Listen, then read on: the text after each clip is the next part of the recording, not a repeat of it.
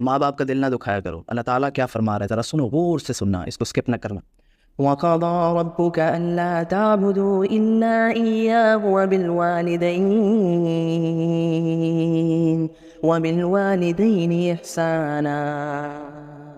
اور رب نے فیصلہ کر دیا ہے کہ تم اللہ تعالیٰ کے سوا کسی کی عبادت نہ کرو، اور وَبِالْوَالِدَيْنِ إِحْسَانًا، والدین کے ساتھ احسان کرو، اچھا سلوک کرو.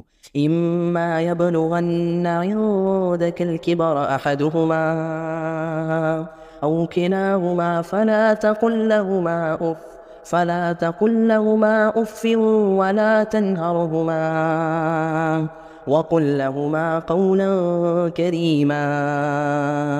اگر ان دونوں میں سے ایک یا دونوں بڑھاپے کو پہنچ جائیں تو ان سے اف تک، فلا تقل لهما اف بھی نہ کہو، ولا تنهرهما وقل لهما قولا كريما، اور ان کو چھڑکو مت، آگے سے سینہ نہ دکھاؤ، سینہ چوڑا نہ کہو. وقل لهما قولا كريما، اور ادب احترام سے ان سے جو ہے احترام سے بات کیا کرو. اور پھر ایک دعا بھی سکھائی، وَاخْفِضْ لَهُمَا جَنَاحَ الذُّلِّ مِنَ الرَّحْمَةِ، اور ان کے لیے ان کے ساتھ رحم دلی سے، عاجزی کے ساتھ جو ہے وہ رہا کرو، اپنا بازو پھیلایا کرو. وَقُلْ رَبِّ ارْحَمْهُمَا كَمَا رَبَّيَانِي صَغِيرًا، رَبِّ ارْحَمْهُمَا كَمَا رَبَّيَانِي صَغِيرًا. اور ان کے لیے دعا کیا کرو کہ جس طرح انہوں نے شفقت کے ساتھ تمہیں پالا، جب تم بچپن میں تم چل نہیں سکتے تھے، تم اٹھ نہیں سکتے تھے، بیٹھ نہیں، کھا نہیں سکتے تھے، پی نہیں سکتے تھے، انہوں نے شفقت کے ساتھ تمہاری ٹیک کیئر کی.